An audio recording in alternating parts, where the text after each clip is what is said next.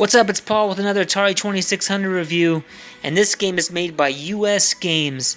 And you know, I'm very patriotic, but the US and US Games must stand for unapologizingly shitty games. Yes, I know I said that joke before. This one is actually called Name This Game. And look, we got an octopus and a diver and a shark. I would say I'm hopeful, but knowing that I've already played this game, name this game? Well, thanks. Don't mind if I do. Shitty? Disappointing? Waste of money? Or is that, I don't know if that's a real name. I'm kidding, it's not that bad. Anytime you have an Atari game in the ocean, it's got a little sound music there to start it off. This game's alright, I guess. Game 1. Maybe I should try the other games before I go judging. Little opening song. You know how US Games do it. They make their games before lunch. I don't seem like I can move up or down, so this is a left and right thing. Uh-oh.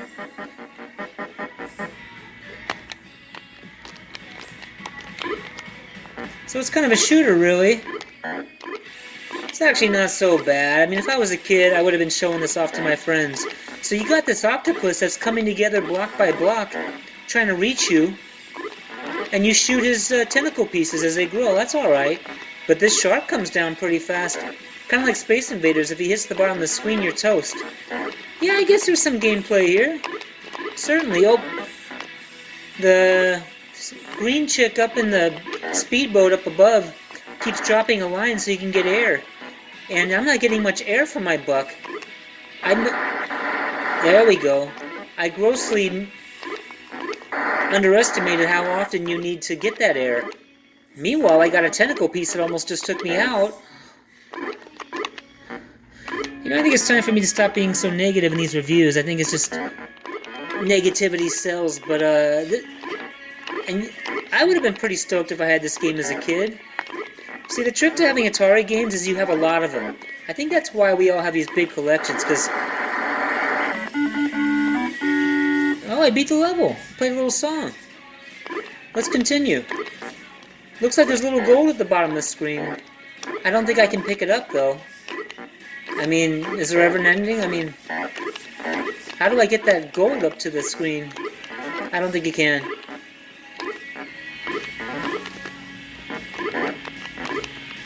See, every Atari game, just like the Empire Strikes Back game I just reviewed, it just gives you one little scene in a big story. So what you want to do is line up a bunch of Atari games together. Each one represents a little thing, like... Uh-oh, I ran out of air. It's because I was shooting off my big mouth. Looks like that's my score. Oh, I'm still going. Oh, I see. You lose little bits of your treasure. That's why I think Atari tournaments are good, where you kind of combine the scores of the different games. I've seen that some guys in the Atari age do that. And that's cool, because these are all... Atari games are usually mini-games. That's what they are. Oh, I just got eaten. I look like a frog inside that shark's mouth. Well, they played a song, and that's ended it. The octopus looks happy. Name This Game, they called it. That was really bold of them. Well, I think it was alright, to tell you the truth. Especially for US Games. Let's just see. I just put it on Game 3. I bet it's just a lot harder. Maybe it's also... It could be the kids' version. It looks like he's growing quicker, or slower, the octopus. This looks like an easier game to me. I don't try to play the easiest game that comes... I usually play the default game. I want it to be like the arcade version, so to speak. Kind of like on ColecoVision, like...